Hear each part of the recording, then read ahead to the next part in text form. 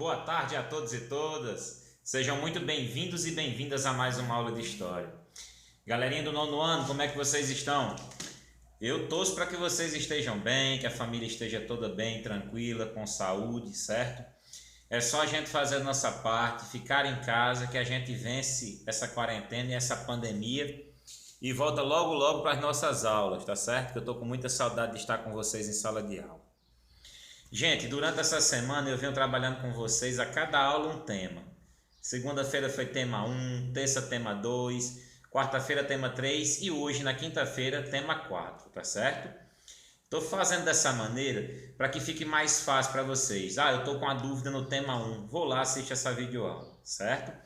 Assim que assistirem essa videoaula de hoje, quando vocês tiverem um tempinho, façam a leitura do tema 4 para fixar melhor o conteúdo e façam as tarefas que eu vou indicar para vocês lá no grupo, tá certo? E qualquer dúvida, gente, eu estou aqui. É só avisar que eu estou aqui a qualquer hora para vocês, tá certo? A gente segue na Revolução Russa, ok? Agora o tema 4 ele vai mostrar para vocês como ficou a Rússia depois da Revolução. Lembra que na videoaula passada do tema 3, eu falei para vocês que quem primeiro chega ao poder, fruto de toda a insatisfação com o governo do czar, foi o partido menchevique, liderado pelo Kerensky, certo? Pois bem, eles no poder em 1917 não atenderam aquelas mudanças que o povo russo mais anseiava, né? O combate à fome, a desigualdade social, por meio de uma reforma agrária, mas principalmente a saída da Primeira Guerra Mundial. A Primeira Guerra Mundial ela não fazia sentido nenhum para os russos. Eles não estavam disputando mercado, fruto do imperialismo, como a Inglaterra estava fazendo com a Alemanha, nem iam ganhar colônia na África nem na Ásia, eles não iam ganhar nada com isso. Só estavam perdendo os seus jovens para a frente de batalha, e a fome só piorava. Nesse mesmo momento que o Kerensky está no poder, que a galera começa a se revoltar porque os mencheviques não estão atendendo às reivindicações do povo, as principais lideranças dos bolcheviques que estavam no exílio ou presas, como Vladimir Lenin, Leon Trotsky, chegam de volta à União Soviética.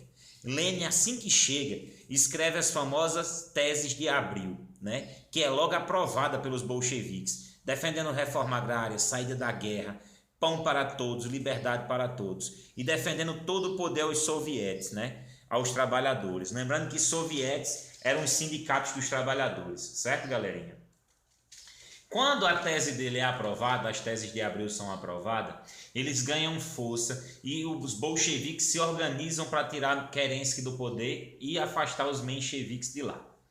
E é o que acontece. No calendário ocidental já era novembro, mas no calendário russo era outubro. Outubro de 1917. Eles tomam o poder, os bolcheviques. Ao mesmo tempo, retira a Rússia da guerra. Em 1918, assina um acordo de paz com a Alemanha e seus aliados, antecipados, né? Simbolizando mesmo a saída da guerra. Nesse momento, Lenin ele vai estatizar. O que é estatizar? É tornar pertencente ao Estado, ao governo. Ele vai estatizar as empresas que tinham na Rússia, que era de capital estrangeiro.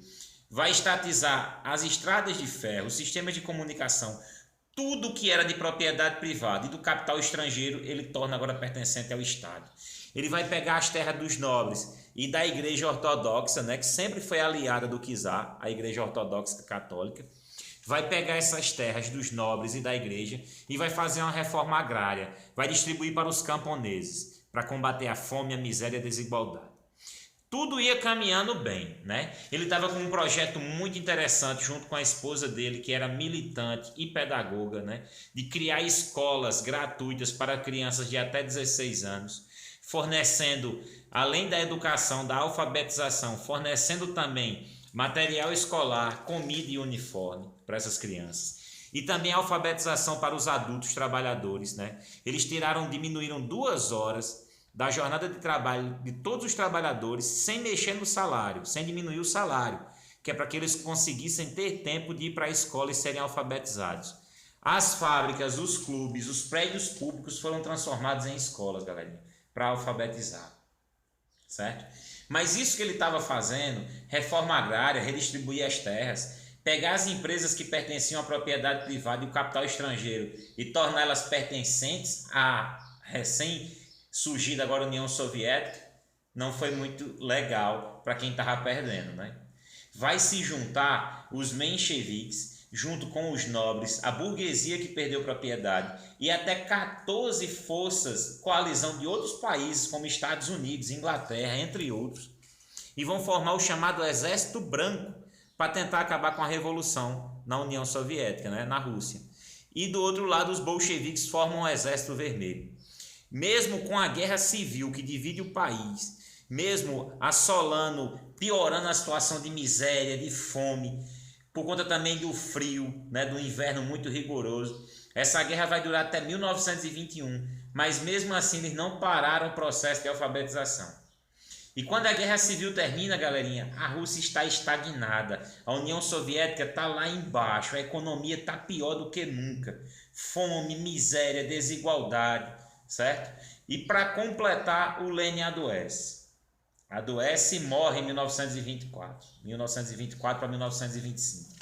Aí vai começar a disputa para quem vai assumir o poder. A gente tem o Leon Trotsky e o Joseph Stalin, que todos dois, juntos com o Lenin, foram um dos 3 principais líderes dos bolcheviques na Revolução de 17. O Leon Trotsky defendia uma revolução no mundo inteiro, que a União Soviética agora tinha que ajudar a levar essa revolução para o mundo inteiro. Já o Stalin, ele defendia a revolução só ali na Rússia, que ela tinha que se fortalecer primeiro, que a União Soviética tinha que primeiro se fortalecer. Vocês estão vendo eu falar Rússia e União Soviética? É porque é a mesma, tá certo? É porque a gente está nesse período de transição. A partir de 1922, a Rússia passa a se chamar União Soviética, União das Repúblicas Socialistas Soviéticas. A Rússia e alguns países vizinhos que vão ser englobados também, ou simplesmente União Soviética. Aí, o modelo do Stalin e a revolução só ali na União Soviética, por enquanto, é o que vence. A partir desse momento, ele transforma a União Soviética numa ditadura comunista. Ele vai confiscar terras, vai mandar prender pessoas que ele dizia que era contra o regime. Cerca de 5 milhões de pessoas são presas e 500 mil são executadas. Mandadas também para campos de trabalho forçados, gulags na Sibéria. Certo, gente? Há uma perseguição muito grande naqueles que ele diz ser opositor ao regime. Ok? Já se não bastasse todo o desastre que a Guerra Civil causou. Mas a partir de 1930, a União Soviética começa a experimentar um crescimento econômico nunca antes visto, que surpreende até o Ocidente. E o Ocidente estava em crise. Lembra que eu já expliquei para vocês que em 1929 a Bolsa de Valores de Nova York quebrou e ela vai causar uma pandemia econômica, né? E nas principais economias do mundo. O Brasil entra em crise, né? Porque o nosso principal produto de venda era o café e quem mais comprava era os Estados Unidos. Com a crise de 29, os Estados Unidos param de comprar e gera uma crise geral. Já a União Soviética, por outro lado, só cresce, certo? Ok? A partir daí, gente, também aqui nos anos de 1930, 1940, o modelo da União Soviética ele vai servir de exemplo para outros países também, na Europa e em outros continentes, como na Ásia e na América, como uma alternativa ao capitalismo, que estava em crise, né? A galera não estava acreditando mais no capitalismo, no liberalismo econômico e vendo no modelo socialista uma esperança. E é isso que vai gerar também sempre aquele antagonismo dos países ocidentais, dos países capitalistas contra o exemplo da União Soviética, ok? E só um parêntese aqui. Quando Stalin instaura a ditadura, vocês sabem que uma ditadura ela atinge todos os processos da sociedade, né? O capítulo de vocês aborda algo muito legal, que é a questão das artes também, né? No início do século XX, a gente tinha um movimento de vanguarda surgindo, né? As vanguardas, cubismo, expressionismo, surrealismo, dadaísmo, ok? E entre outras vanguardas. Lá tinha muitos artistas que estavam muito empolgados com a mudança.